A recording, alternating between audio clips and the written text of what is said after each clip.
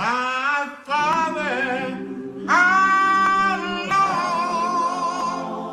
long? My Father, how long? My Father, how long? Till we done suffering here. My mother, hello. Oh, my mother, hello. My mother, hello.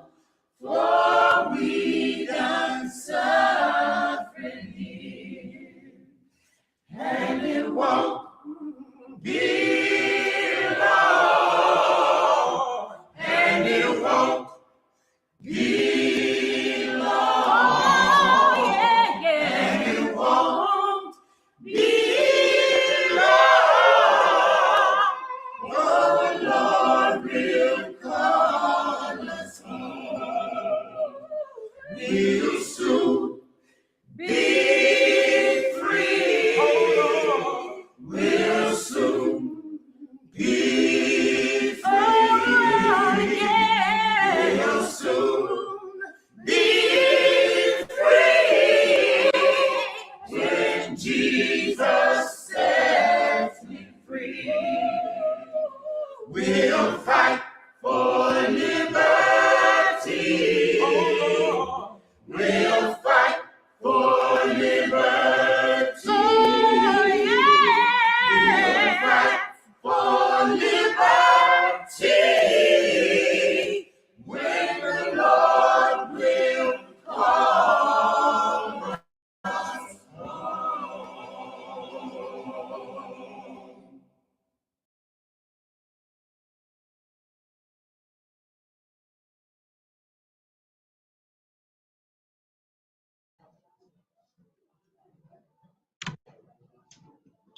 Chizzy, 1 2 1 2 1 2, bitch. What's going down? This motherfucker look like this whole loud to the mother. Take it down some for y'all. Man, what y'all got going on, man? Man, it's 11:10, and you know the one that came down the pike. Yeah, the one that came down the pike on you niggas, man. I got paperwork on you niggas, man. I got the real Willie Lynch letter. Nah, my bad. Excuse me. The real Willie Lynch. The terror of Cullen Baker. Yeah, I got a heavy one, man. And you know the one that came down the pike, and we ain't doing this. We ain't doing no knock. We ain't doing no knocking. We coming straight through the door with this motherfucking truth, man. Stepping on shit. Doing what must be done. You know what I'm talking about? Arming the people with dangerous knowledge. Yeah, who we do this for? When I'm doing this, man, I'm doing it for the roughly 25, man. And they ask, who is the roughly 25? The roughly 25 is the roughly 25% of African American adults inside of the United States of America that can't read. The niggas can't read. But I'm pretty sure they can comprehend. And we coming through the door with this shit, man. Giving it to you raw. You know what I'm talking about? You know, teaching the true history of this shit. But yeah, we got one in hand, man. We got the real Willie Lynch, the terror of Cullen Baker. Let's get into that right now.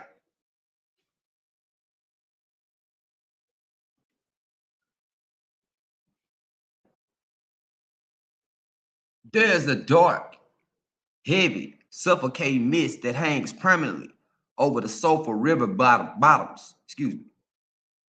If you open up a map and trace the jagged tri-state border where Northeast Texas, Southwest Arkansas, and Northwest Louisiana collide, you are looking at a landscape carved out by deep geographical isolation, dense, impenetrable thickets, and deep psychological trauma. In the brutal, chaotic years immediately following the American Civil War, this specific region was completely terrorized by a man named Cullen Montgomery Baker. If you pick up a mainstream history book, they will try to paint him as a classic Old West gunslinger, a rogue outlaw, or a misplaced Confederate guerrilla fighting a lost cause. But if you look past the romanticized myths of the Texas frontier, if you peel back the layers of local folklore, you find a completely different kind of monster. Cullen Baker was not a hero. He was a cold-blooded mass murderer, driven by an unhinged white supremacist rage, a lethal hatred of any legal authority, and an absolute obsession with total human subjugation. Check.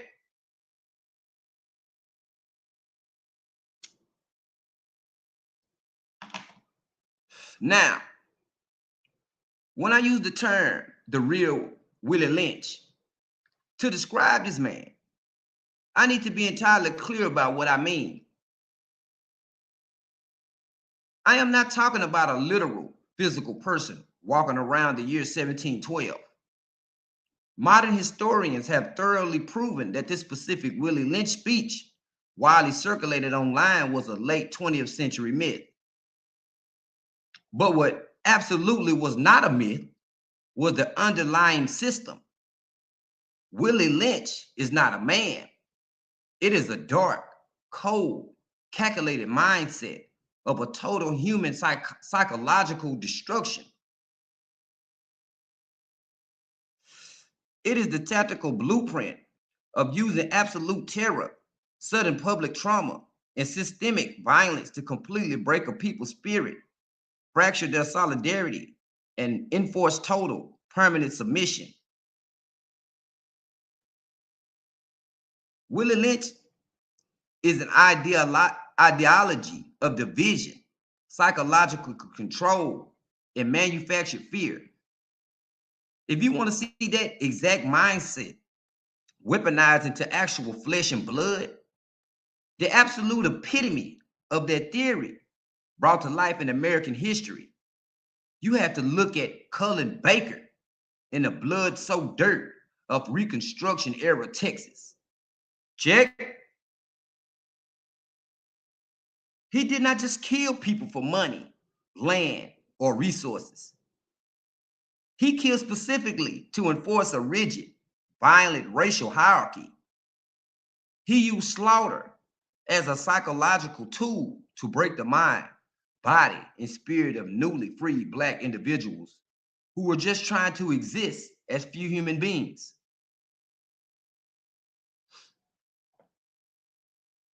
To truly understand the sheer viciousness of Cullen Baker, you have to look at how he actively weaponized the natural geography around Texarkana, Cass County, and the Sulphur River.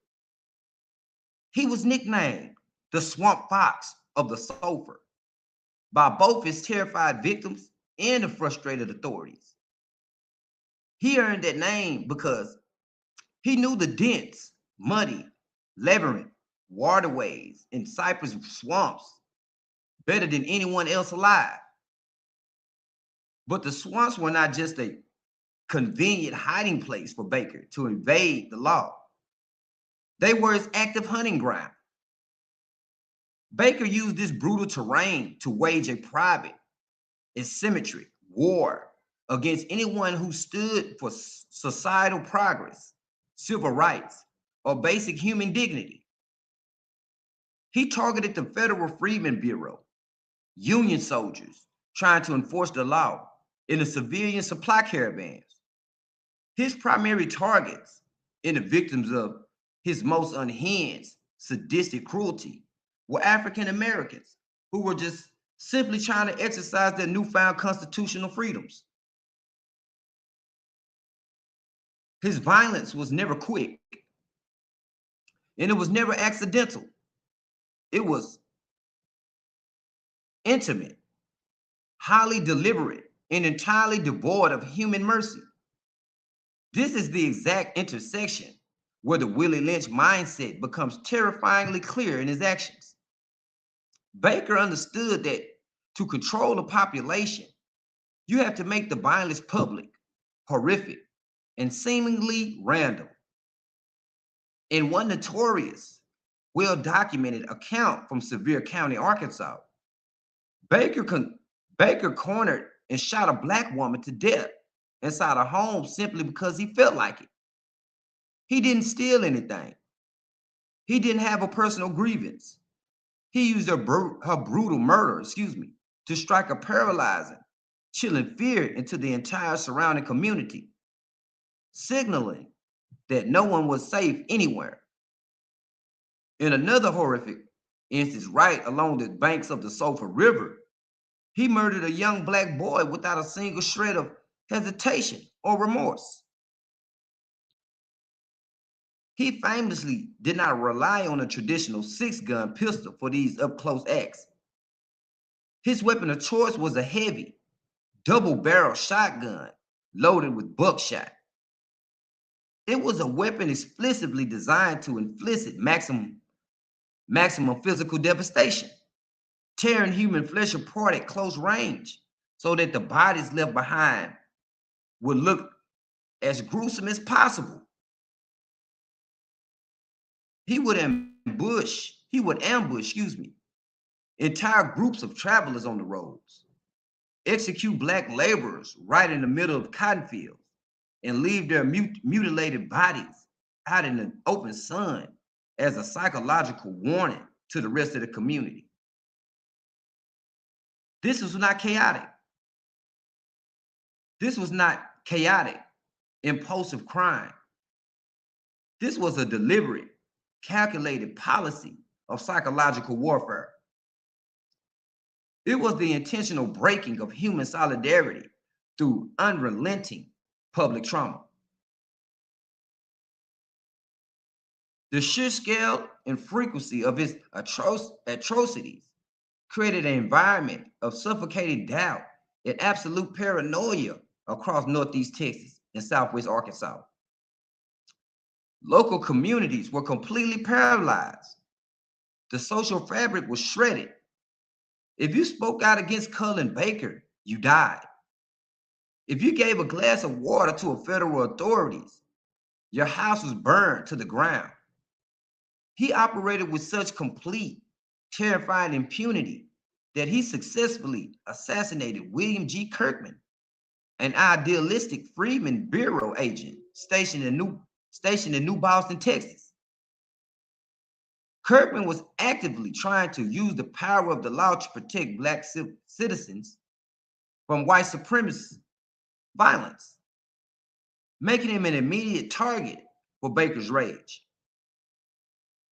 Because Baker could slip across state lines into the foggy swamps in a matter of minutes, the U.S. Army infantry and local citizens' posses, were constantly left chasing a ghost. This repeated inability to catch him fed directly into the local paranoia. It created a deep, painful doubt that justice would ever return to the Red River Valley. He made everyone feel utterly helpless. And that helplessness is the ultimate foundational goal of the Lynch philosophy: to make the oppressed believe deep in their bones their resistance is completely impossible and that the monster can never be stopped. But the ultimate historical irony of Cullen Baker's life is how pathetically it ended. For a man who lived exclusively, by the sword, a man who viewed himself as an unstoppable, dominant force of nature, his final demise was completely marked by cowardice, poison, and betrayal. By the time 1869 rolled around, the relentless pressure from federal troops and the massive cash bounties placed on his head turned his closest allies against him. The very mindset of fear, paranoia, and betrayal that he had cultivated in the region eventually turned inward and consumed his own circle. He was finally cornered just east of Texas, just east of the Texas line in Arkansas, right near the modern day town of Bloomburg. The local community learned in historical accounts state that his own father-in-law, a man named Thomas Orr, finally had enough of the terror. Orr laced Baker's whiskey in his food with lethal doses of strychnine poison. As the chemical poison violently paralyzed Baker's muscles and stopped his breathing, a posse moved in and riddled his limb, and dying frame with dozens of bullets to make absolutely sure the ghost of the Sulphur River was finally dead. Check. The built-up anger against Baker was so incredibly profound, and the psychological scars he left on the region were so deep that the town people did not just bury him. They dragged his body through the muddy streets of Bloomburg. They packed his corpse in ice and put it on public display in the town square, creating a grim, gruesome mirror image of the exact terror tactics he had used against vulnerable people for years. Cullen Baker claimed to kill in the name of Southern honor and frontier justice, but his actions proved he was nothing more than a sadistic mass murderer who specialized in the persecution of the defenseless. He represents the darkest, most vicious underbelly of American history. He is the living, breathing blueprint of systemic terror designed to break the human soul. He was the real Willie Lynch mindset, fully realized, living and breathing in the Texas swamps. And we're pulling up there.